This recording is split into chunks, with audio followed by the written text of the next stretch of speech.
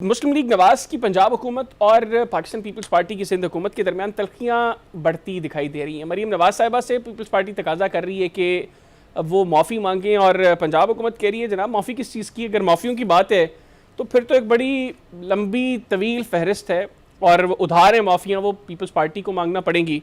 तो ये ऊँट किस करवट बैठेगा? क्या मरीम नवाज शरीफ साहिबा माफ़ी मांगेंगी पाकिस्तान पीपल्स पार्टी से या पीपल्स पार्टी अपने इस मुतालबे से पीछे हटेगी? कल वज़ीर दाखिला मोहसिन नकवी साहब की मुलाकात हुई आसिफ अली जरदारी साहब से और अब कल वो मुलाकात करने जा रहे हैं वज़ीर आज़म शहबाज शरीफ साहब से भी। उसका नतीजा क्या होगा इसको भी प्रोग्राम में डिस्कस करेंगे। फिर पाकिस्तान मुस्लिम लीग नवाज़ ने 4 लोगों को ये जिम्मेदारी दी है कि वो पाकिस्तान पीपल्स पार्टी के लोगों से रब्ता करें, उनको मनाने की कोशिश करें, जिनमें स्पीकर कौमी असम्बली सरदार याद सादिक साहब, कायम मकाम चेयरमैन सेनेट सैदाल शाह साहब, राना सनाउल्लाह साहब और आज़म नज़ीर तारड़ साहब उन 4 अफराद में शामिल हैं। ये रब्ता कर रहे हैं पाकिस्तान पीपल्स पार्टी की लीडरशिप से। एज ऑफ नाउ सिचुएशन ये है कि पीपल्स पार्टी शायद अपने उस मुतालबे पर खड़ी है। तो मामला आगे किस तरीके से बढ़ेगा, प्रोग्राम के हिस्से से हम इसको डिस्कस करेंगे और इसके लिए मुझे वीडियो लिंक पे ज्वाइन किया है पाकिस्तान मुस्लिम लीग नवाज़ के सीनियर रहनुमा और वज़ीर ममलिकत बराए काफ़ती वर्सा हुज़ैफ़ा रहमान साहब ने। हुज़ैफ़ा भी बहुत शुक्रिया आपका, आपने प्रोग्राम के लिए वक्त निकाला। भजन सबसे पहले तो ये बताइएगा, एक तो चले ठीक है माफ़ियाँ इधर से कहा जा रहा है कि माफ़ी मांगे, वो कह रहे हैं माफ़ी किस चीज़ की मांगे, बुनियादी तौर पर मसला हुआ क्या है? अचानक क्यों इतनी तल्खियाँ मुस्लिम लीग नवाज़ और पीपल्स पार्टी के दरमियान जो है वो बढ़ना शुरू हो गई?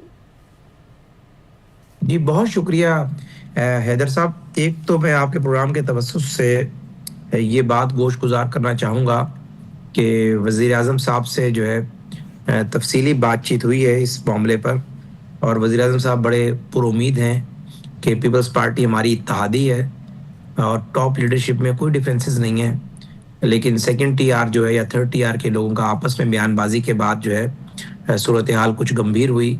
वज़ीर आला पंजाब साहिबा के बयान को भी गलत रंग दिया गया, फिर ज़ाहिर है उसके बाद उनके वज़ीर इत्तलात और बाकी दूसरी तरफ से भी फिर बयानबाजी की गई है। तो उसके बाद वज़ीर आज़म साहब ने एक तो तमाम अपनी पार्टी के जो अराकीन हैं, कैबिनेट के लोग हैं, उन्हें तलकीन की है कि कोई ऐसी बात ना की जाए जो कि बिलो द बेल्ट तस्वुर हो और अगर कोई दलील है, कोई बात है, अदब व अदाब के दायरे में ज़रूर करें, लेकिन ये ना हो कि अगर उन्होंने कोई ऐसी बात कर दी है तो आप भी उस बात के जवाब में हद से तजावुज़ कर जाएं। और वज़ीर आज़म साहब आज पहुंच जाएंगे किसी भी वक्त और मलाइशिया से निकल पड़े हैं और कल उनकी इंशाअल्लाह ताला मुलाकात प्रेसिडेंट ज़रदारी साहब और चेयरमैन बिलावल साहब से मुतवक्के है और उसके बाद जो भी आपस में गलत फहमियाँ हैं इंशाल्लाह वो दूर हो जाएंगी और ऐसा मैकेनिज्म तैयार किया जाएगा कि आइंदा इस तरह की नौबत ना आए। और ज़ाहिर है हम इत्तेहादी हैं तो इस इत्तेहाद को हमने आगे लेके चलना है। जी हुज़ैफ़ा भी नॉर्मली होता ही है कि एक स्टेटमेंट आती है, जिस तरह आपने कहा कि उनकी स्टेटमेंट को गलत रंग दिया गया, एक स्टेटमेंट आती है उसके बाद उसका जवाब आता है और फिर अंदर आ जाते हैं लोग और मामला रफा दफा हो जाता है। अब एक के बाद एक स्टेटमेंट आ रही है। आज सुबह अज़मा बुखारी साहबा ने जो बातें की, उन्होंने कहा कि पीपल्स पार्टी की जानिब से रोज़ प्रेस कॉन्फ्रेंस की जा रही है, रोज़ गालियाँ दी जा रही हैं, अगर उनको जवाब ना दें तो क्या करें, पीपल्स पार्टी को वफाक को कमज़ोर करना है, इसलिए उन्होंने पंजाब हुकूमत को निशाना बनाया। मतलब ये स्वेयर एलिगेशंस हैं कि आप लोग सेंटर को, आपकी फेडरल गवर्नमेंट को कमज़ोर करने की कोशिश कर रहे हैं।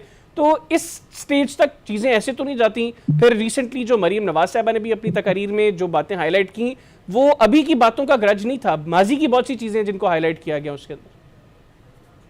जी देखें, बिल्कुल इसमें तो कोई दो राय नहीं है। पीपल्स पार्टी से शिकवे शिकायतें हमें थी, कुछ उन्हें हमसे थी और हम मुसलसल कोशिश कर रहे थे इस 1.5 साल के इत्तेहाद में उनकी हर मौके पे, चाहे बजट का मौका हो, चाहे नहरों का मामला हो, चाहे गिलानी साहब के बेटों को पंजाब में अकोमोडेट करने का मामला हो, चाहे फंडिंग का मामला हो या इसके अलावा बिस्प का मामला हो, कि हम कोई ऐसी तलखी ना करें या जो उन्होंने हमारे साथ किया है उसको हम हाईलाइट ना करें।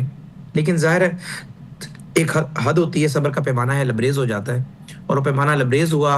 वो सारी बातें कर दी गई, हमारी साइड से भी की, उनकी साइड से भी की गई हैं। लेकिन ये कहना कि मरियम नवाज साहब आप फेडरल गवर्नमेंट को कमज़ोर कर रही हैं, देखें ये मुमकिन नहीं है कि फेडरल गवर्नमेंट ना हो तो पंजाब हुकूमत बरकरार रहेगी या पंजाब ना हो तो फेडरल बरकरार रहेगी। हम लाजिमुल मलजूम है और शरीफ फैमिली का जो हमने अंदाज़े ज़िंदगी देखा है, हम तो इन्हें अक्सर औकात इन्हें देख के ख्वाहिश करते हैं कि हमारी भी ख़ानदानी ट्रेडिशन इतनी स्ट्रांग हो जितनी शरीफ फैमिली के अंदर है। और मरियम नवाज साहिबा जो है, अगर शहबाज साहब उनसे कोई बात करें तो मुमकिन ही नहीं है कि वो उस बात को मोड़ दें। और मियां नवाज शरीफ शहबाज साहब से कोई बात कहे तो शहबाज साहब के लिए मुमकिन नहीं है कि उस बात को मोड़ दें। सारे सियासी लोग हैं, और सियासी लोगों को पीपल्स पार्टी की अहमियत का भी अंदाजा है और पीपल्स पार्टी को हमारी अहमियत का भी अंदाजा है। इस तरह कह देना कि मरियम नवाज साहिबा जानबूझकर जो है वो पार्टी को कमजोर कर रही हैं या मरकज को कमजोर कर रही हैं, ये एक बिल्कुल जो है मुज़हका खेज बात है। लेकिन यहाँ पर पीपल्स पार्टी के ऊपर उज़्मा बुखारी साहब इल्ज़ाम लगा रही हैं कि वो वफाक को कमज़ोर करना चाह रही हैं। उन्होंने कहा पीपल्स पार्टी को वफाक को कमज़ोर करना, वो इसलिए पंजाब हुकूमत को तनकीद का निशाना बना रही है।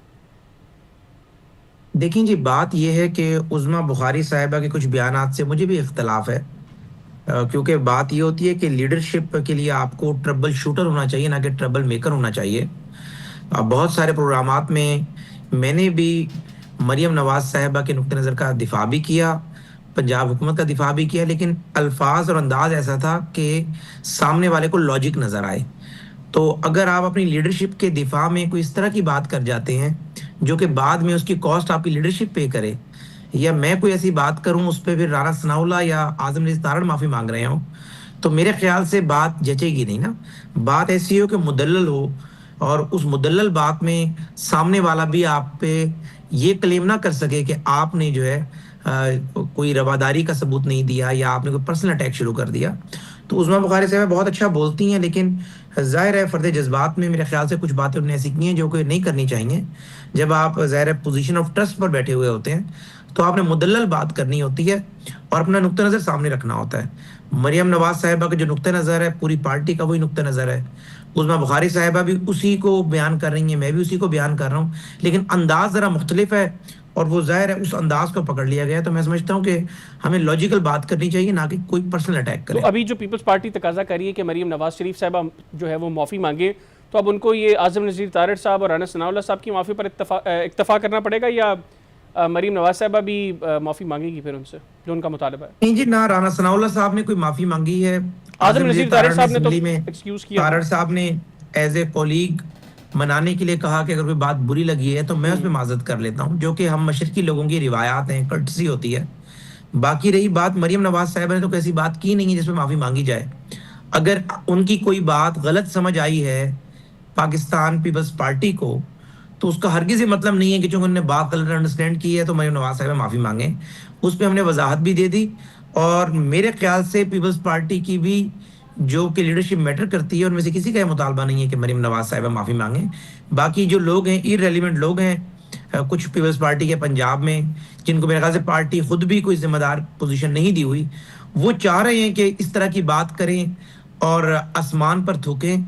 तो अगर आप आसमान पर थूकेंगे तो थूक अपने मुंह पर ही आता है। नहीं, लेकिन तो मेरे ख्याल से अगर कोई ज़मीर गुमरो साहब ने जो बात की वो तो सेनेट में मतलब खड़े होकर उन्होंने तकरीर की, और अगर पीपल्स पार्टी की लीडरशिप उसको ऑन ना करती तो वो कहते थे कि ठीक है जनाब, हमारे इख्तलाफात हैं और हम उसको रजिस्टर भी करेंगे मुस्लिम लीग नवाज़ के सामने, लेकिन ये मरियम नवाज शरीफ साहबा से जो माफ़ी वाली बात है इसको हम ऑन नहीं करते।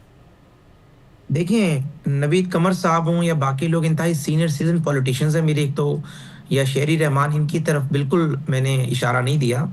मेरा इशारा है नदीम अफजल चंद साहब की तरफ। हमारे दोस्त हैं, भाई हैं, लेकिन लॉजिकल बात पार्टी है। के सेंट्रल इंफॉर्मेशन सेक्रेटरी हैं वो। नहीं, वो लाजमी नहीं सेक्रेटरी है, उन्हें कहीं ना कहीं तो अकोमोडेट करना ही है। और चौधरी मंजूर साहब हो गए, ये लोग वो लोग हैं जिनकी वजह से पीपल्स पार्टी पंजाब में खत्म हो गई है। 126 सीटें जीती थी पीपल्स पार्टी ने 2008 में एमपीए की, 2013 में 5 या 6 सीटें रह गई। इन लोगों ने बड़ी मेहनत कर कर उस जुल्फकार अली भुट्टो शहीद पीपल्स पार्टी को पंजाब से खत्म किया है, जिसको एस्टेब्लिशमेंट खत्म नहीं कर सकी थी। इन्होंने उस जमात को खत्म कर दिया। अब ये लोग ये समझते हैं कि शायद पीएमएलएन के ऊपर तनकीद कर कर या पीएमएलएन की टॉप लीडरशिप के बारे में ऐसी बातें कर कर कोई पार्टी जिंदा हो जाएगी। तो जिस वोट बैंक को अगर आप एक हल्के में 1,00,000 वोट था आपका, आप 5,000 पर ले आए हैं, तो इस तरह के बयानात से चीजें ठीक नहीं होगी। 2008 से 2012-13 की जो हुकूमत थी उसने पंजाब में पीपल्स पार्टी को बहुत नुकसान पहुंचाया। ये वो लोग हैं जिन्होंने अपनी पार्टी को डैमेज कर दिया। अब ये पार्टी लीडरशिप के सामने, जरदारी साहब के सामने, बिलावल साहब के सामने ये बात नहीं कर सकते कि चूंकि हमारी पंजाब में पार्टी करप्शन, बैड गवर्नेंस और इन वजूहात से खत्म हुई है। ये एक ही बात करते हैं कि जी वो तख्ते लाहौर है जी वजह। वो जरा ऐसा पूछेंगे जी आपने तो 5,000 वोट लिए जी, 1-0 इनने हमारा खत्म कर दिया जी। यानी मुज़हका खेज बात देखें कि पीएमएलएन जीतती है, लाहौर में 1,00,000 वोट हैं और रनर अप 5,000 हैं। चेयरमैन बिलावल साहब का बहुत एहतराम है। अभी बिलावल साहब से उस वक्त खबरें चल रही थी कि जी शर्जील इनाम मेमन साहब 3 अरब रुपए लेकर हल्के में आ गए अता तारड़ के मुकाबले में इलेक्शन में। अगर मैं कहता तो 3 अरब नहीं 1 अरब भी लगाया हो तो बिलावल साहब को तो 15,000 या 18,000 वोट पड़े। अता साहब और पीटीआई का मुकाबला था और पीटीआई भी यही कहती है कि अताउल्लाह तारड़ वाले वोट हमारे हैं, हमारे अताउल्लाह तारड़ वाले हैं। तो अता तारड़ ने फिर भी 90,000 या लाख वोट लिया हुआ है।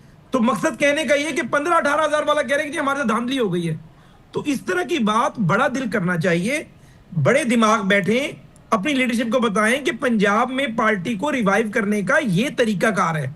गिलानी साहब के बेटों से मैं इख्तिलाफ करता हूं, उनको हालांकि हमने वज़ीर आला हाउस में दफ्तर दिया हुआ है बाकी चीजें, लेकिन गिलानी साहब की फिर भी अपने हल्के में हाजिरी मौजूद है। टाइम पे कॉफी मिलती है, गिलानी साहब के हल्के में फिर भी हाजिरी है, खुशी गमी निपटाते हैं।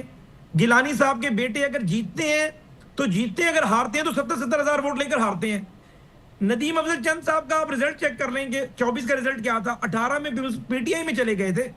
तो ये अच्छी बात नहीं है कि मैं अपना जाती गरज निकालूं और उसकी कॉस्ट मियां नवाज शरीफ या मियां शहबाज साहब पे करें। नदीम अफजल चंद साहब हो गए, ये बाकी लोग हो गए, अपने चौधरी मंजूर साहब हो गए। देखिए बात तल्ख की है कमरुज़मान कायरा साहब ने, लेकिन तो पार्लिमानी अंदाज था, मुदल्लल गुफ्तगू थी। ठीक हो गया। कुछ लोग ऐसे हैं कि जो कहते हैं, अब मकसद कहने का ये कि अगर मैं चेयरमैन बिलावल पे बात करूंगा या अपनी बहन बीबी आसफा पे बात करूंगा तो मुझे आप ये बताएं, क्या पीपल्स पार्टी का एक वर्कर से लेकर एक एमएनए तक मुझे छोड़ेगा? ठीक हो गया। आखिर में आप मरियम नवाज पे तनकीद करते हैं और हमें कहते हैं कि हम जवाब ना दें। ठीक हो गया। आखिर में हुज़ैफा भाई मेरे पास सिर्फ उसके बाप के नाम पे वोट लिए हैं, मेरे पास सिर्फ 30 सेकंड है हुज़ैफा भाई। ठीक है, मुझे बंदगली में दाखिल कर रहे हैं, हमारे लिए आप सूरत हाल लेकर आ रहे हैं कि आगे कुएं पीछे खाई है। आप पंजाब के किसी वजीर पर तनकीद करते हैं, बात भी नहीं करेंगे, मुझ पर तनकीद करते हैं। आप नवाज शरीफ की बेटी पर तनकीद कर रहे हैं, हमारी वो फ्यूचर लीडर है पार्टी की तरफ से, वजीर आजम की कैंडिडेट होगी और आप कह रहे हैं जवाब ना दें। चले ठीक हो गया, बहुत शुक्रिया हुज़ैफा भाई।